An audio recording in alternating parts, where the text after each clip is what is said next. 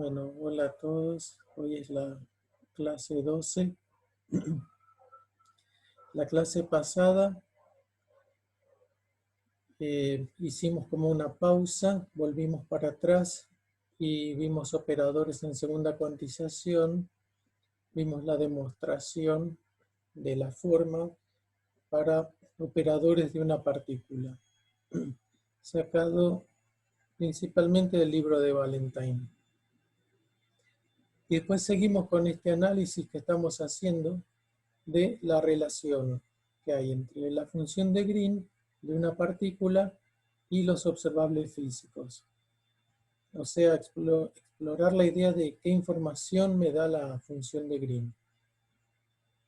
Y ya estamos en el último punto, que es que el espectro de excitación del sistema se puede sacar si uno conoce la función de Green. En la forma en que lo estamos viendo acá, se llama representación de Lehmann de la función de Green.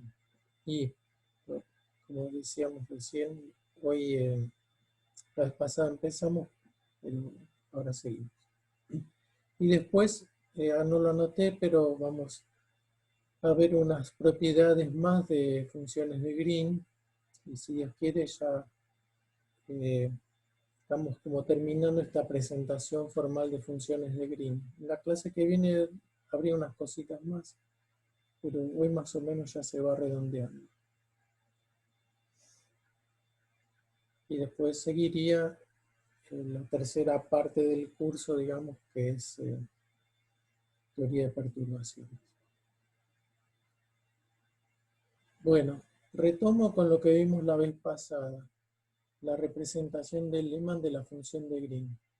Y consideramos el caso de hamiltoniano independiente del tiempo y con invariancia translacional.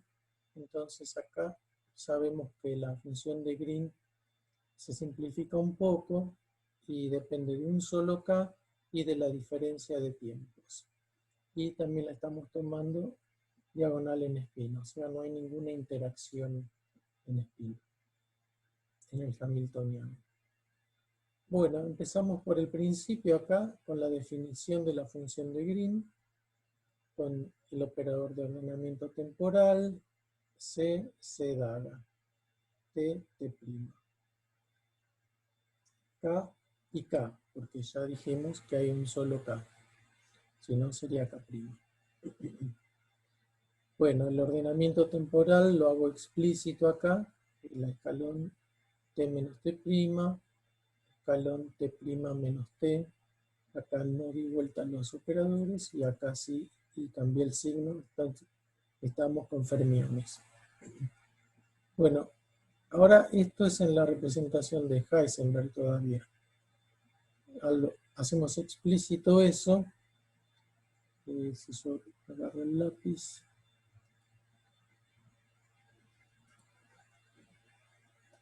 Acá tengo el operador de Heisenberg con sus dos operadores unitarios de transformación, ¿no? Etc. Y acá este en T', el segundo.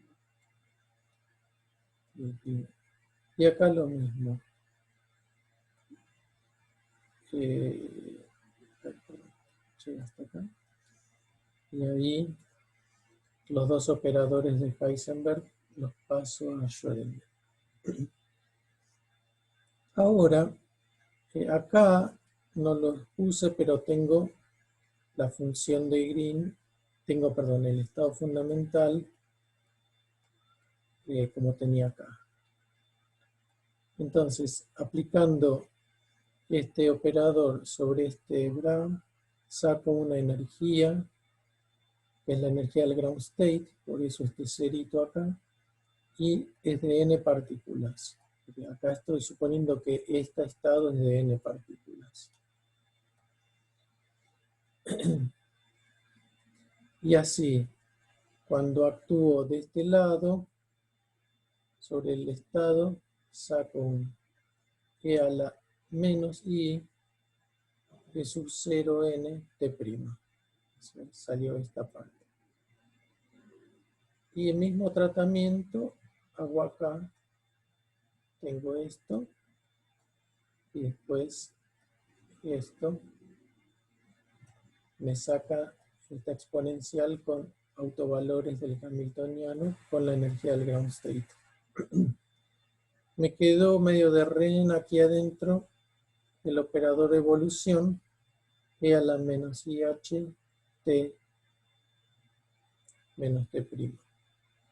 Y acá también.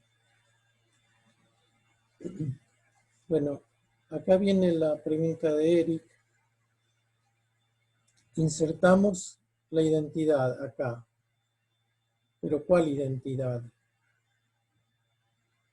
Si bien este estado ground state es de n partículas, el problema es que cuando aplico un operador de creación, introduzco una partícula nueva. Entonces acá en el medio ya estoy con un estado que tiene n más 1. Acá cuando aplico este de destrucción, en ese momento estoy con un estado de n menos 1 partículas. La identidad en el espacio de Fock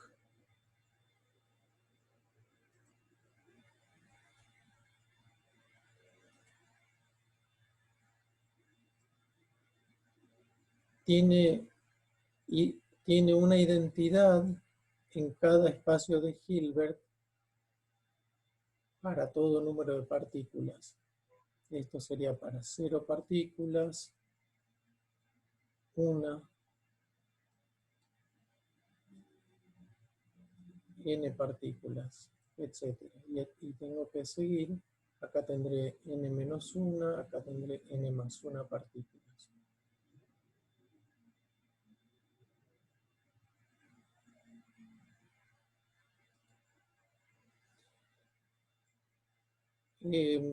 A ver, por ahí Eric, ¿me puedes decir si estás de acuerdo con esta manera de expresar la identidad? Es una identidad en el espacio de Fock. En definitiva, solo tiene una identidad en cada parte del espacio y están como sumadas. Sí, sí, es el operador de identidad para cada n. Sí, y sumado pasa a ser el operador de identidad para el espacio de Fock, que tiene Claro, número variable de partículas. claro. Bueno, entonces meto este 1 en donde estaba antes. Vuelvo atrás porque, ¿no? Acá pongo la identidad.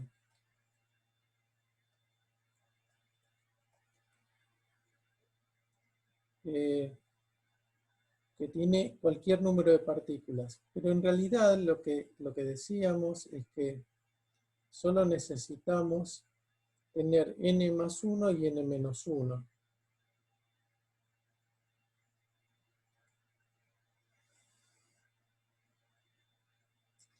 Acá metí la identidad con suma sobre n chico. ¿Qué es n chico? Es el listado de autoestados del Hamiltoniano de, en este caso, n más 1 partículas. En este lugar tengo esta identidad. Este índice n chico es, de nuevo, el número cuántico de los autoestados del Hamiltoniano de n menos 1 partículas. ¿Y a dónde fueron a parar los otros términos? Por ejemplo, acá, ¿no? Yo inserté esto, lo inserté entre el operador de evolución y este C daga. Bueno, simplemente los tiro porque el estado que surge de hacer esto, yo sé que tiene n más 1 partículas. Entonces, cuando haga el bracket con otros kets acá de este tipo, ¿no? Que tenga otro número de partículas, no sé, n más 2, ya me da 0, porque este tiene n más 1 y este tiene n más 2. Entonces solo me queda esta parte de la identidad en el espacio de Fock. Ese es el término que está acá. Y en el otro término, como primero apliqué un operador de destrucción y me quedé con n-1 partículas, me queda el término que vendría acá, en esa lista. Le hago una pregunta. O sea, si yo tengo un elemento, o sea, yo entiendo que la identidad en el espacio de Fock se forma con agarrar, digamos, la base de un sistema de 0 partículas, de 1, de 2, y así sucesivamente. Entonces, ahí como que estaríamos haciendo que un elemento de la base de un sistema de, por ejemplo, K partículas, el producto interno con un elemento de la base de un sistema de K más M partículas, o sea, un número distinto, Sí. eso da 0. Sí. Pero ahí a mí me llama la atención porque supongamos que digo una base de un problema de 2 niveles de una partícula. Entonces, ¿qué sería? ¿Qué sé yo? El ket 1, ket 2 sería la base de una partícula de un problema de 2 niveles. Si yo tengo 2 partículas con esos 2 niveles y son fermiones, me tendría que hacer una base de estados antisimétricos. Sí. Por ejemplo, el ket 1 menos ket 2 sobre raíz de 2. Sí. Y si yo multiplico eso con un elemento de la base de un sistema de una partícula, no me da 0. Sí te da 0 porque no tenés manera de multiplicarlos prácticamente. Son estados de diferentes espacios de Hilbert. El espacio de Hilbert de una partícula es 1 y el espacio de Hilbert de 2 partículas es otro. Déjame darte otro ejemplo que me parece que es más elemental, pero que atrapa mejor la situación.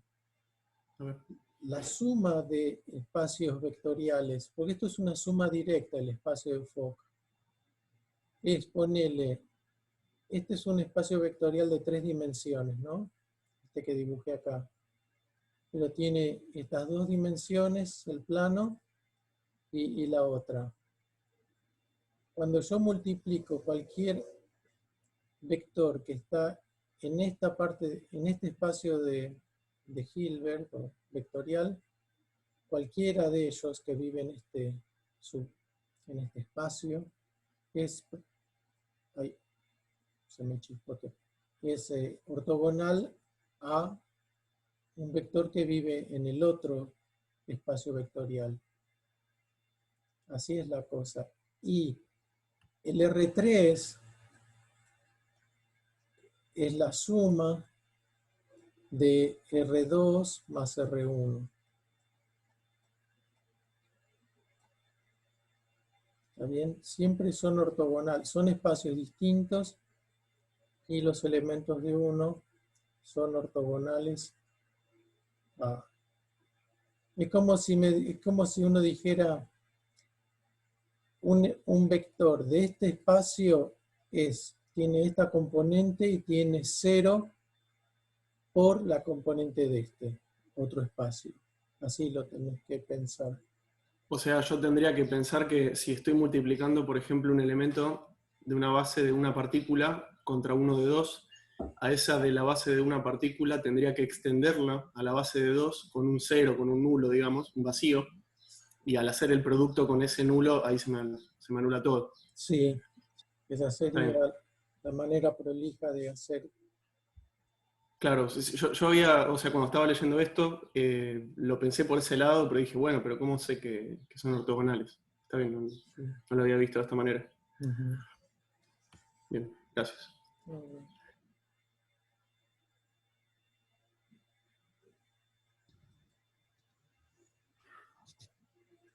Profe, hay un detalle que yo la verdad que no lo estoy viendo bien. Sí. Y es que cuando hicimos C0, que estaba, o sea, el estado fundamental, que estaba en la representación de Heisenberg, contra E a la IHT, Sí, acá. y sacamos la energía, digamos, E a la I de 0N. ¿Ahí el estado quedó en la representación de Heisenberg o pasó a la de Schrödinger? Quedó en la de Heisenberg, ¿no? O sea, ahí me mareé un toque, pero nada, creo Ajá. que... Eh,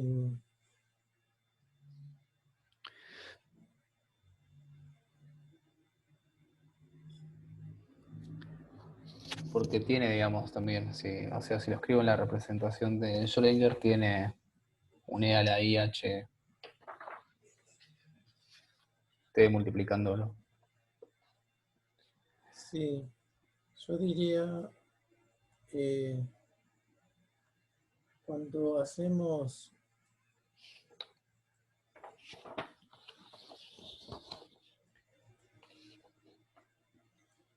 miremos este lado, ¿no? Que es un poquito más cómodo.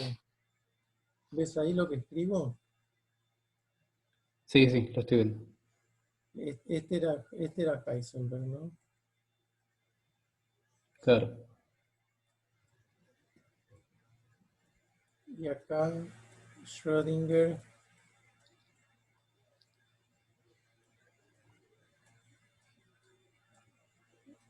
acá pongo el operador de evolución para atrás, ¿no?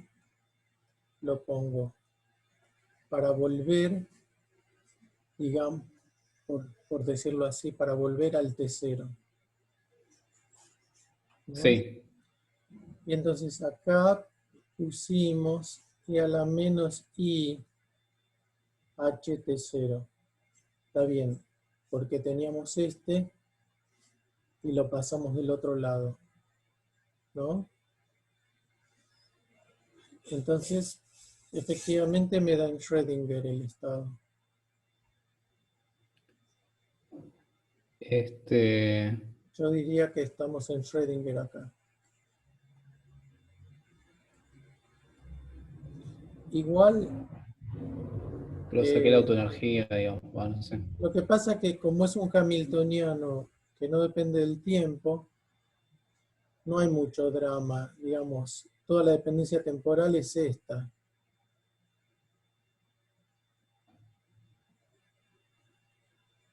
¿no? Este, Es la fase.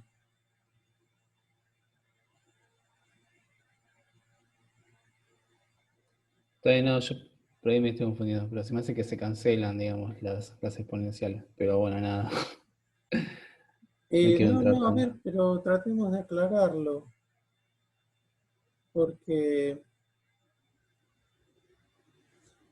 digo, hay algo acá que no te convenció. Yo tengo e a la menos i ht' por el Heisenberg, ¿no? Ah, ahí Milton me dice que, claro, en Heisenberg tengo escrito el fundamental en el instante t igual a cero. Claro. Está Que bien. O sea, es como que no tiene nada en realidad. O tiene un T0 arriba o... Está bien.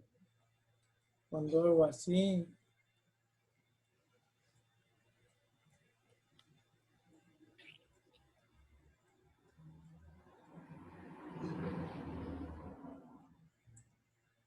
esto es general, ¿no?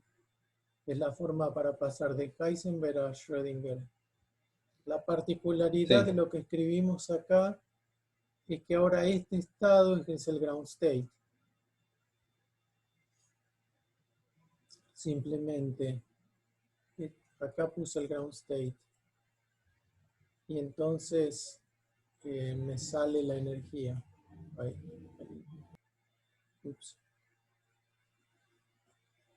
Bueno, no sé si estás conforme. nada, nada, después lo miro bien porque todavía estoy medio confuso. Pero está bien. Nada, multipliqué por E a la menos I HT primo, me sacó un E a la menos I Es- es- T0 NT primo. eso es bastante claro, ¿no? Ahora Sí, lo que eso sí, a está vos, re a claro. vos te queda un poco la duda de si el estado que quedó acá es Heisenberg o Schrödinger. Claro. Porque nada, en la representación de Heisenberg tiene la exponencial multiplicándolo adelante. Nada de eso. Entonces como que me hacía ruido, digamos. Me hacía que se cancelaban las exponenciales. ¿Alguien más tiene algo para acotar? Puede abrir el micrófono, ayudarme con la pregunta.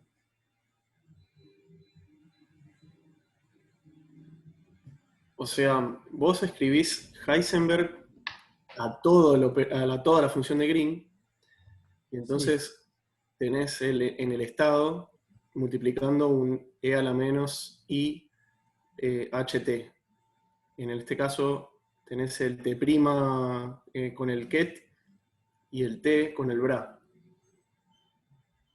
Y nada, lo único que pasa es que ganás, o sea, aplicando el operador, el h, como esto es un autoestado del h, ganás un e a la menos i autoestado por t, y eso lo sacás como un número.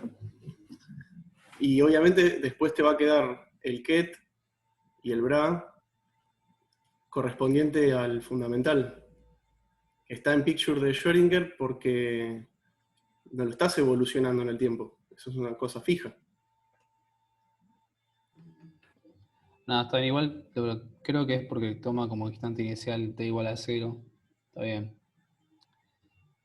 Si no te quedaría la diferencia de tiempos, una cosa así. Si yo tomara como instante inicial t0, a la serie la menos i ht prima, si h, digamos, me sacaría la exponencial, pero con la de con t prima menos t0, una cosa así. Igual nada, ya te, no Acá quiero... Milton dice, no, el estado de Heisenberg a todo tiempo es el de Schrödinger a T0. Sí, eso. Perdón, lo dije mal yo quizás. Está bien, listo. Ya está bien. Después en la práctica, lo tengo, ya lo tengo. si quieren, yo tengo algo para decir, pero sigamos. Para mí está como se dice, corrigiéndote dos veces. Ahí hay una expresión en inglés que no me sale. El asunto es que si confías en las reglas, acá reemplazás este en Heisenberg por lo que es, ¿no? Que es esto. Y, Sí, hasta ahí vamos bien. Vamos y bien. después este que te apareció, se lo aplicás al estado de la derecha. Y lo que estás haciendo es esto. Estás haciendo la transformación de Heisenberg. Y sí, yo digo que estás obteniendo el Ket de Schrödinger. Le estás justamente aplicando el transformador eh, al Ket. Pero no tenés que hacer un trabajo extra en el estado, lo estás haciendo en este momento. Yo lo diría así.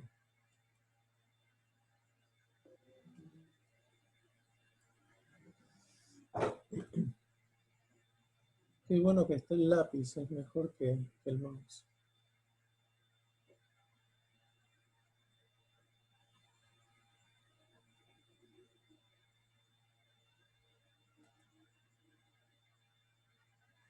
A ver, trato de seguir.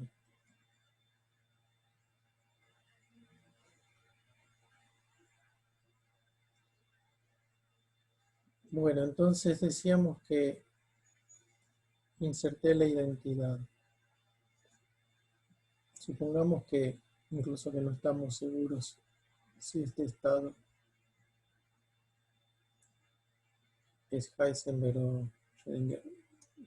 Igual insisto que estamos con un hamiltoniano independiente del tiempo, con lo cual los autoestados de H son estacionarios.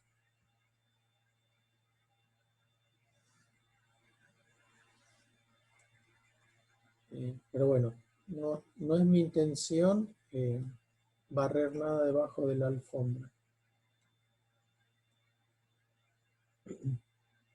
Entonces, estos son los restos, los remanentes de la identidad en el espacio acá en el espacio de foco.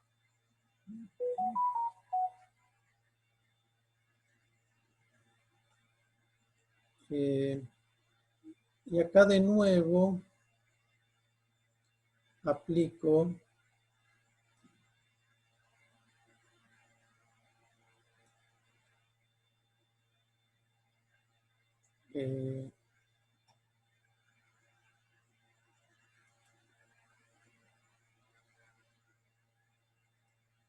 aplico este operador de evolución a este ket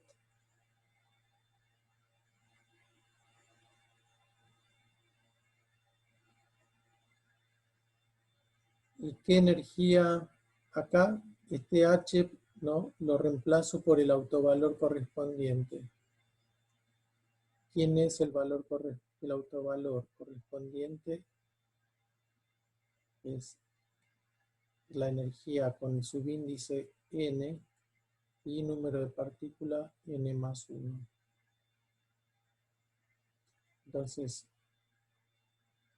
acá desaparece este operador y quedan al lado este ket de n más 1 partícula y el operador de destrucción. Estos K son siempre vectores, a veces me olvidé de ponerlo. Y entonces junté acá en la exponencial de afuera la energía del ground state de n partículas con la energía de un estado excitado n chico, pero del sistema de n más 1 partículas. En el otro término, el de t' mayor que t, tenemos lo mismo. Acá me sale una energía E sub n,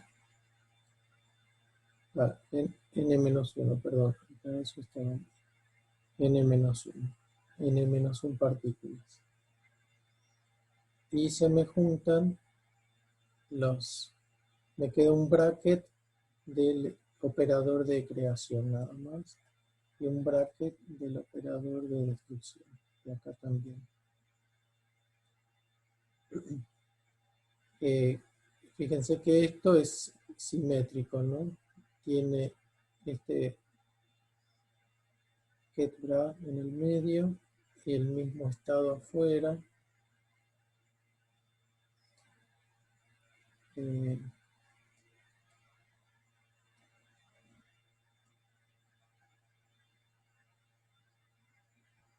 ¿Puedo hacer una pregunta sobre Sí, esto? sí. También cuando estaba terminando de ver el otro video me surgió una duda acá, y era el hecho de que yo tengo un estado de n más 1 partículas y lo enfrente con la exponencial que tiene el hamiltoniano, lo enfrente con la exponencial que tiene el hamiltoniano, en principio el viejo hamiltoniano de n partículas. ¿Y cómo es que se me adapta a n más 1 partículas? No. H es el hamiltoniano flexible porque es de uno que actúa en el espacio de Fock. Este H es un capo, digamos, y él sabe manejar cualquier número de partículas ahí. Ok. Por eso a veces me da la energía del ground state de n y ahora me da una energía excitada de n más 1 partícula. Claro, porque en principio ese H no es el mismo que el que tenemos después cuando enfrentamos contra un ket de n-1 partículas. Se me Sí, está adaptando en función de no es el mismo. Fíes. Sí. Lo que pasa es que, de nuevo, es un animal que vive en el espacio de Fock, ¿no?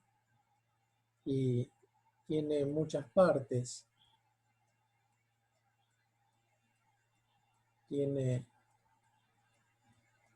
infinitos términos, digamos. Entonces, Sabe cada vez que yo le enfrento un... Sí. Sí, perdón. No, entonces digo que para entenderlo sería como que se comporta como que es la identidad en todos lados, menos en el lugar en donde tengo n+1 partículas. No, él acá es un H de 0, de 1, de 2, de 3 partículas. El que le indica cómo actuar es este estado, ¿no? Este estado es de n+1 partículas y, digamos, y de nuevo, tiene 0 componente en las otras dimensiones, en los otros espacios de Hilbert. Y entonces nuestro H lo tendríamos que redefinir como la suma sobre infinitas partículas. No, el H está fijo, ¿no? El H tiene todo. Lo que pasa que que no tiene componentes,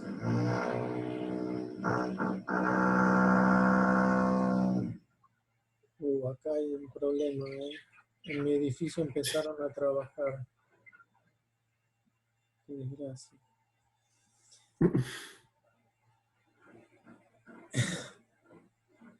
Perdón. A ver, H es esta suma y es todo no trivial, pero el ket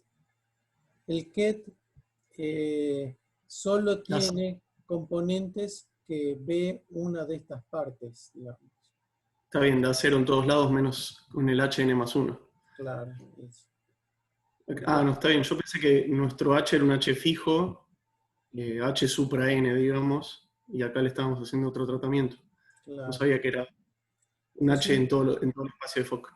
Sí, es un operador en el espacio de Fock. Y por lo tanto tiene que ser capaz de tratar cualquier número de partículas. Claro. Bien, si querés, gracias. esta es una notación un poquito... esto sería una notación simplificada, ¿no? Esto sería esto en n+1 y 0 en todos los demás. Todos los demás números de partículas. Claro.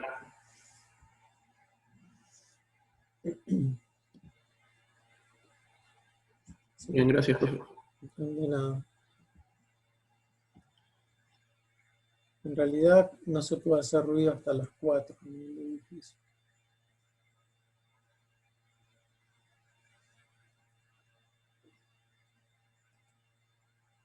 Bueno, acá entonces esto ya es más sencillo porque es el módulo al cuadrado de este elemento de matriz.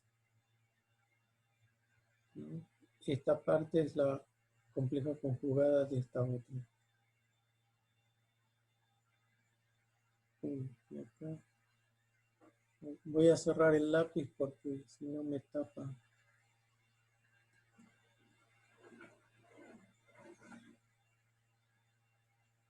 A ver, déjenme mirar un segundo atrás de nuevo.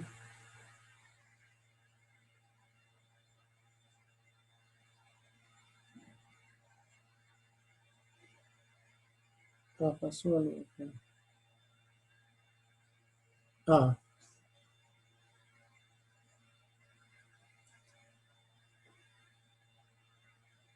Llegamos hasta acá.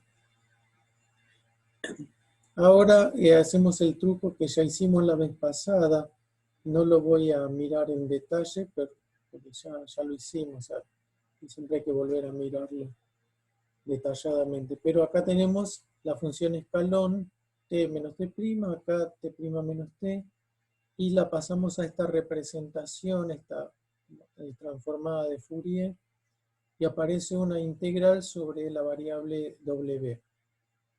Y acá también. Entonces reemplazo los dos escalones. Sigo teniendo mis dos términos. Reemplacé el escalón y me apareció el denominador. W más ieta y acá W menos ieta. Y acá escribí módulo al cuadrado del elemento de matriz. Entonces esto ya es algo lindo, digamos, importante. Y que me aparece un elemento de matriz del operador de creación y destrucción entre estados del sistema. Este que es de n partículas y este de n más 1. Pero este es el ground state y este es un estado excitado n chico. Y acá lo mismo. Con lo cual, un elemento de matriz siempre es bueno porque me selecciona qué cosas quedan en una suma después. Y cuando esto no se anule, tengo algo.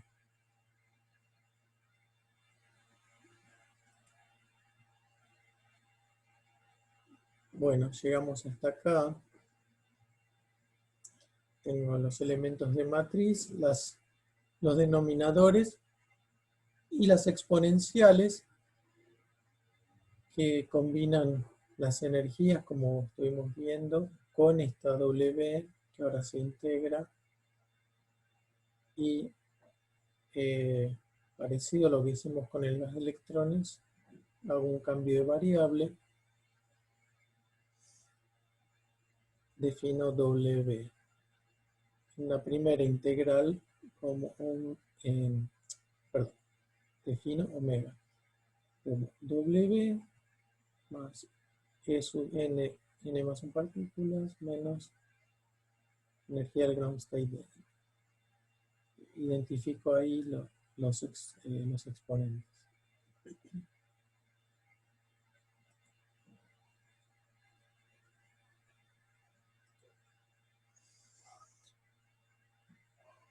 Y bueno, entonces se me simplifican los exponentes, me queda e a la menos i omega t menos t' en lugar de todo este choclo, pero el precio que pago es que se me complica el denominador. Se me complica, pero igual aparece una forma que ya ilumina, porque tengo omega menos esta diferencia de energías y nuestro factor ficticio de convergencia. Así que básicamente ya estamos. Acá tengo la función de Green en K y dominio tiempo. Si miro el paréntesis dentro de la integral sobre omega, tengo la función de Green en el dominio K omega. Como dijimos alguna vez. Y ya llegué a esta representación.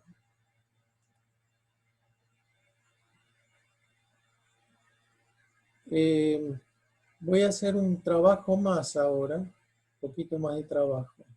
Vamos a ver qué podemos decir de estos denominadores y de esos elementos de matriz.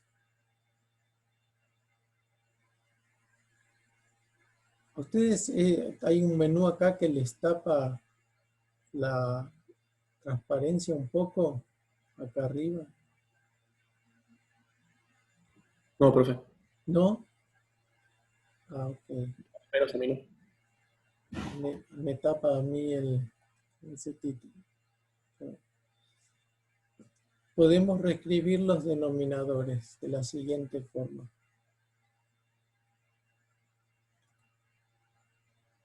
Perdón, estoy vuelta.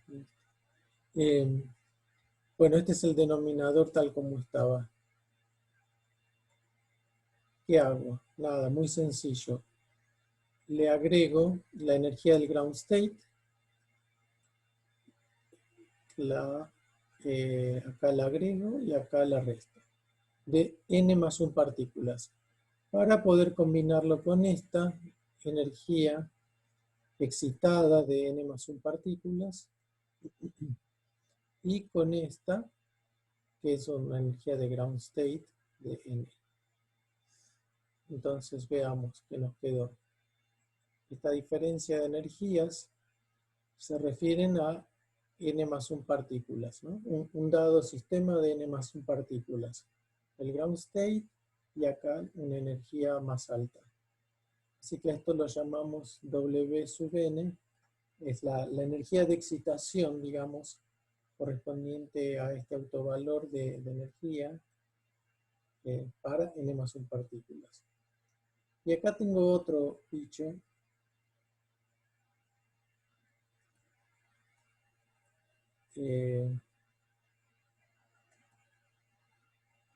Tengo una energía de ground state y otra energía de ground state, pero de n+1 y de n partículas.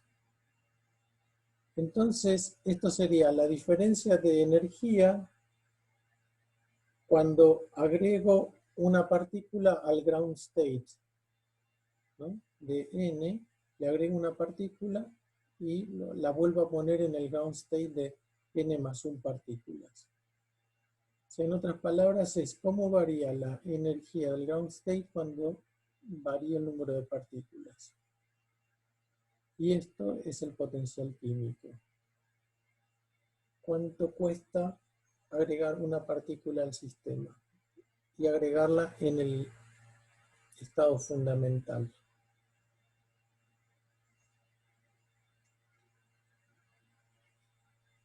Bueno, así que me sirvió agregar y restar esto en el medio. Acá hacemos lo mismo, pero como acá tengo energía de n-1, sumo y resto el ground state de n-1. Y me aparecen de nuevo la energía de excitación de n-1 partículas y el potencial químico, pero en n. Acá lo tenía en n y acá en n-1. En termo, no en mecánica estadística, no hablábamos del potencial químico de n-1 o de n, porque n es un número muy grande y simplemente es más o menos lo mismo.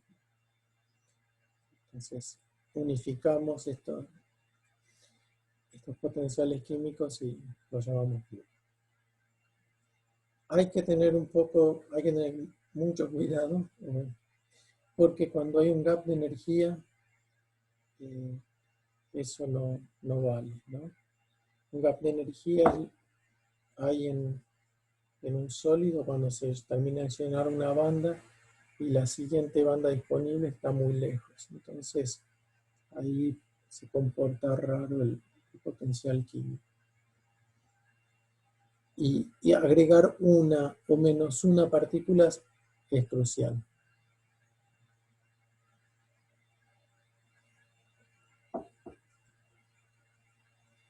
Bueno, tenemos esta nueva manera de escribir el denominador, entonces.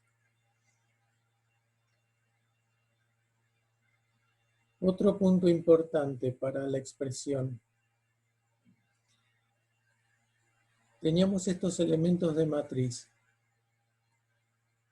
entre ground state de n, excitado de n+1, y acá creamos una partícula con momento k. Ahora, esto es no nulo solo si el estado de la izquierda es un autoestado del momento total con este valor del momento. O sea, estamos diciendo que esta n chiquita acá es un poco es un índice que le puse a los autoestados del hamiltoniano, pero puede haber, de hecho seguro hay, degeneración. Entonces lo que necesito es decir un poco más. No puede ser un n cualquiera, el estado tiene que corresponder a un K bien definido igual a este. Entonces cambiamos un poco la notación para especificar eso. El estado este ya no puede ser cualquiera de estos n del hamiltoniano, tiene que ser uno que tenga además el K bien definido. ¿No? Si ustedes piensan en el gas de electrones, que es todo isótropo, siempre tengo un montón de degeneración. En cada esfera tengo autoestados del hamiltoniano que tienen distinto K y son todos degenerados. En nuestro sistema aquí de muchas partículas pasa lo mismo. Entonces esto es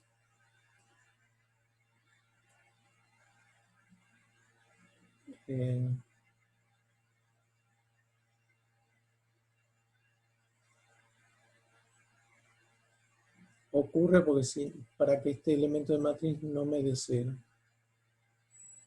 Análogamente, en el otro elemento de matriz donde destruyo y después confronto con este bra, necesito que este estado de la izquierda tenga momento menos K.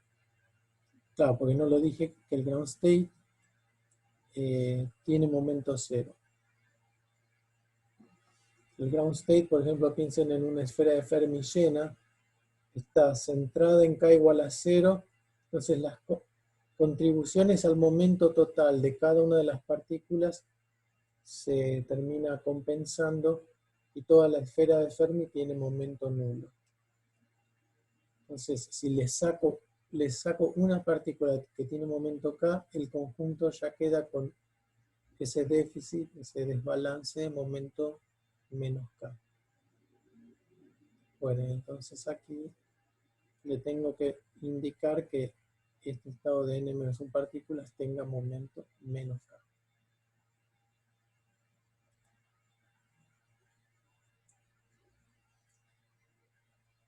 Juntando todo, me queda la función de Green como esta suma sobre estados. Esta n puede ser estados de n más 1 partículas en el primer término, y acá es estado n chico de n menos 1 partículas, y además aclarando que sea un estado con esos momentos. Y en el denominador me aparece el potencial químico y después la energía de excitación, como dijimos. Esto es lo que se llama la representación de Lehmann. Entonces, conclusión principal, lo que uno se lleva de acá, ¿no? La función de Green tiene polos. Acá estos denominadores a veces se hacen cero. Entonces tenemos polos donde, a ver, omega igual a mu más W, todo esto, menos eta, de un sistema de n más 1 partículas.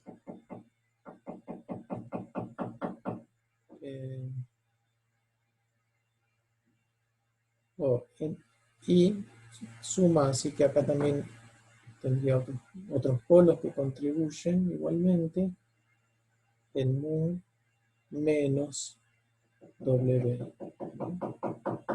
Omega igual a mu menos.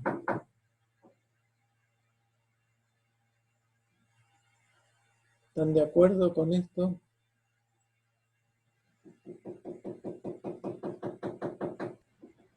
Sí, perfecto. Bueno, Sí, está muy bien. bueno. Espero que no les moleste ahí unos martillos.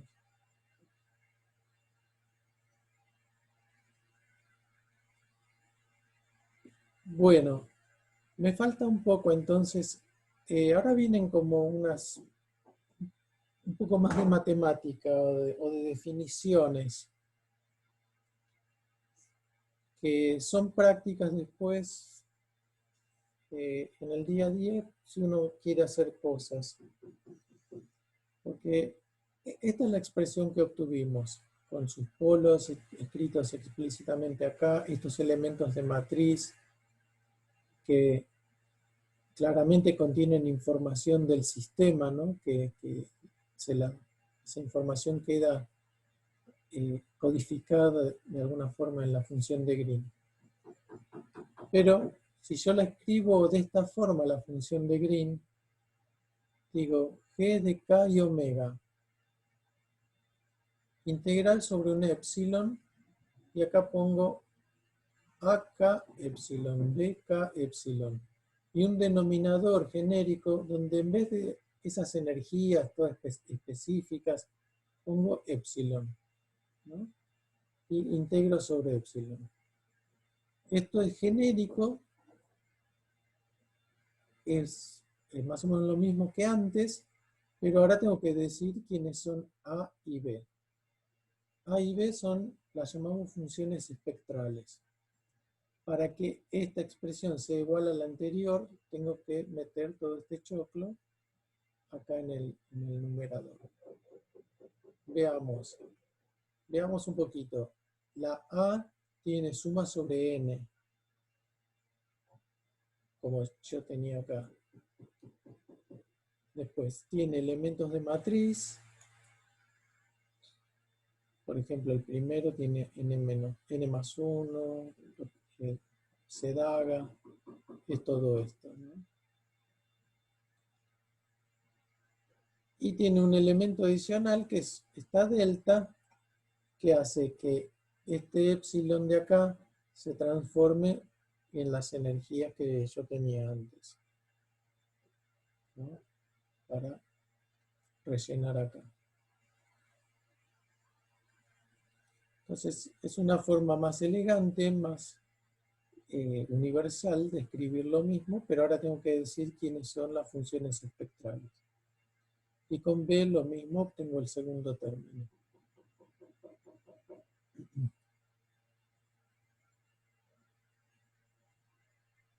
Las funciones espectrales son reales y mayores que 0.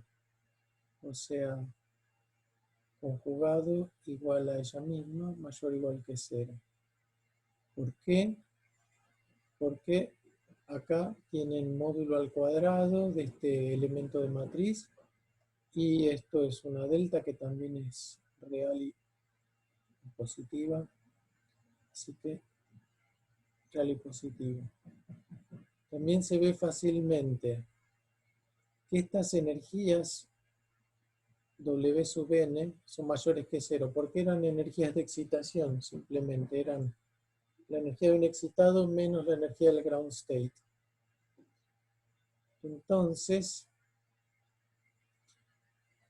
esto implica que acá epsilon es 0, igual que B, si el epsilon es menor que 0. ¿Por qué? Porque acá yo tenía estas deltas en A y en B. O sea, esto cliquea cuando epsilon es igual a esto, pero esto es positivo. Así que solo para epsilon positivo voy a tener alguna respuesta.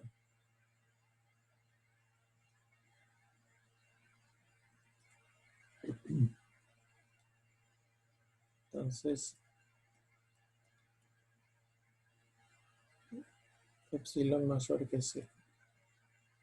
Después se obtiene una sum rule, una regla de suma, que es, si agarro a todas ellas y las sumo, las integro, me da 1. Esto es como un constraint global que hay sobre esas funciones.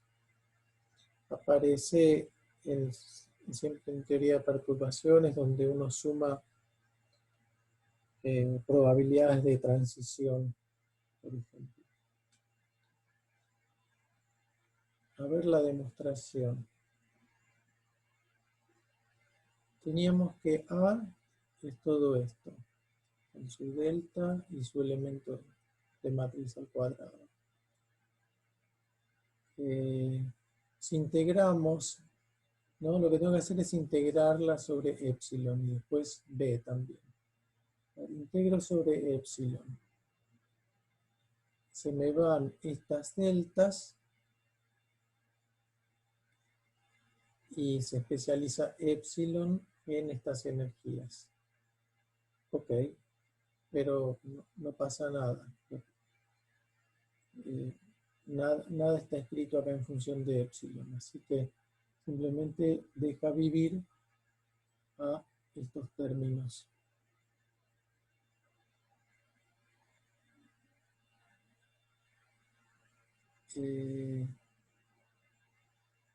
Y estoy sumando sobre n, sobre todos los estados.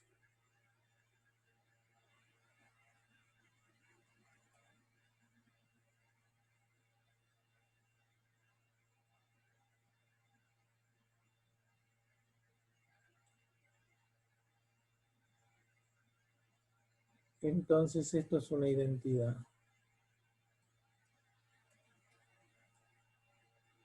Y desaparece de acá.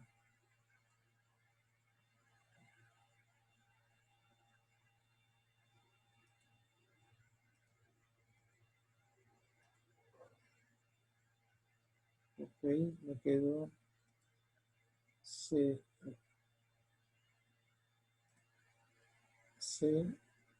da ensanguchado.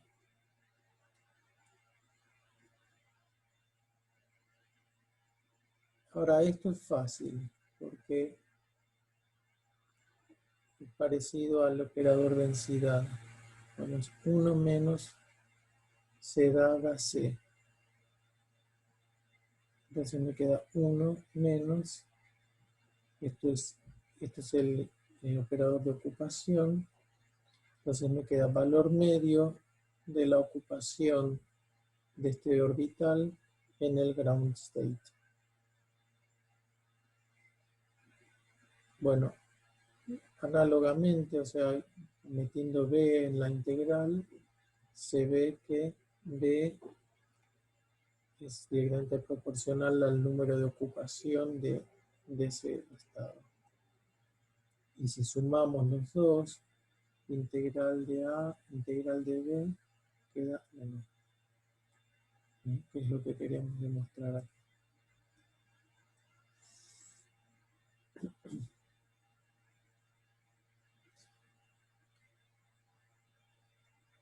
Así que demostramos la sum rule.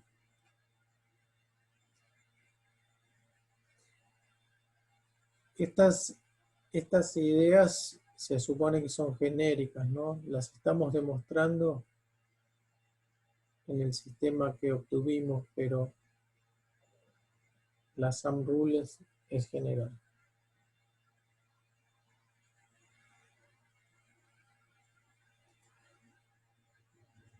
Podríamos identificar las funciones espectrales para el gas de electrones no interactuante. Tenemos los polos, las energías. Bueno, esto se los dejo para que lo piensen. Si satisface la suma de la regla, habría que trabajar con estas expresiones y ver si se satisface. La idea es que sí, que sale muy rápido. Una cosa, o sea, sí, simplemente tendría que integrar en epsilon, la delta colapsa en A y en B y me queda 1 menos valor medio de NK más NK. Perfecto. Era eso.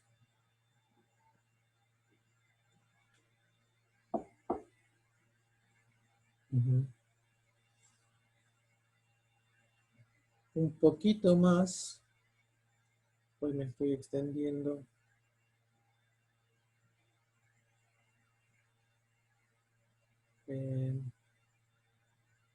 Bueno, acá ya tenemos esta expresión elegante, genérica para la función de Green. Podemos volver al dominio tiempo en la función de Green. Trabajando con los denominadores, podemos hacer aparecer acá las exponenciales que dependen del tiempo. Y volvemos a t menos t'. Esto, bueno, ya tenemos el know-how para hacerlo, pero siempre es molesto trabajar con esa forma de las funciones escalón. Pero bueno, acá está el resultado. Entonces sale inmediatamente que, a ver si vemos esto inmediatamente. Tau tendiendo a 0, o sea, t menos t' tendiendo a 0.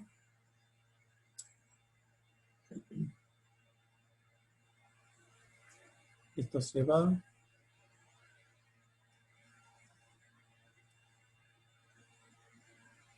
Me queda la integral entre 0 e infinito. Ahora, tau tendiendo a 0 más, o sea que este se satisfaga.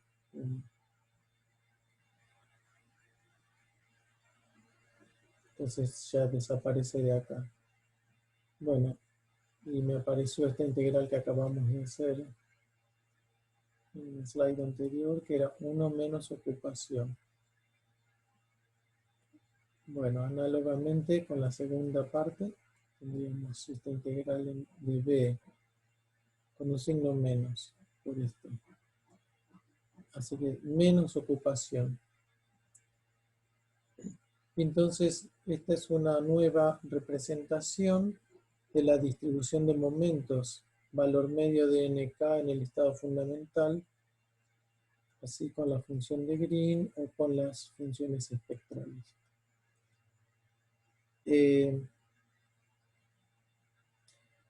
Fermi Edge es un salto en la distribución en la superficie de Fermi.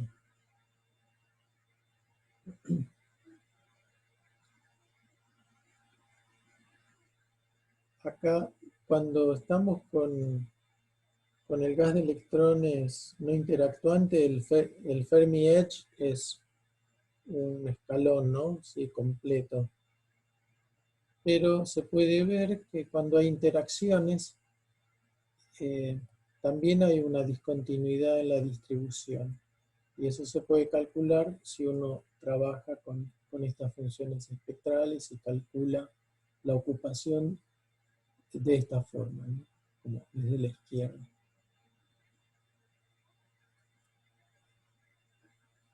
Y notar que hay una discontinuidad en el 0 en la función de Green. Esto lo mencionó Sofía el otro día.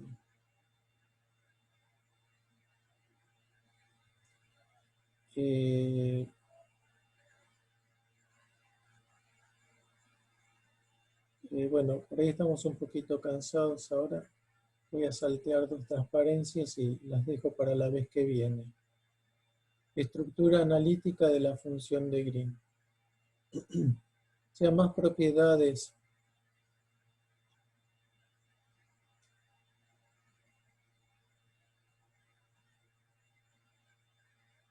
Salteo esto, las dejo la vez que viene.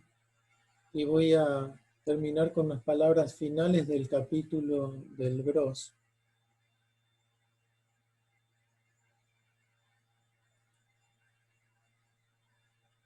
Cerramos este capítulo con un comentario sobre teoría de sistemas superconductores. La partícula de la función de Green de partícula única, que es la que estuvimos viendo, es el valor de expectación de psi, psi daga o dado vuelta según el orden temporal, ¿no? Pero hay un operador de creación y uno de destrucción. En los superconductores, por otro lado, valores de expectación del tipo psi-daga, psi-daga, en distinto tiempo y espacio, o psi-psi, destrucción, destrucción. Los llamados propagadores anómalos son de importancia fundamental. O sea, son distintos que estos, porque creo dos partículas o destruyo dos partículas. El parámetro de orden delta, por ejemplo, es un valor de expectación de este tipo, porque en un superconductor importa la presencia de pares de Cooper, ¿no? De electrones apareados, y estos cosas monitorean la cantidad, por decirlo así, de pares de Cooper, por ejemplo. Y las propiedades de la función de Green de una partícula que discutimos acá, su estructura analítica, la ecuación de movimiento y la expansión en diagramas, esto que vamos a ver más adelante, pueden ser aplicadas fácilmente al propagador anómalo. Así que bueno, estas son herramientas que también sirven para estudiar la teoría microscópica de superconductividad. Porque un superconductor en el fondo es un gas de electrones que está haciendo algo raro, ¿no? Algo especial.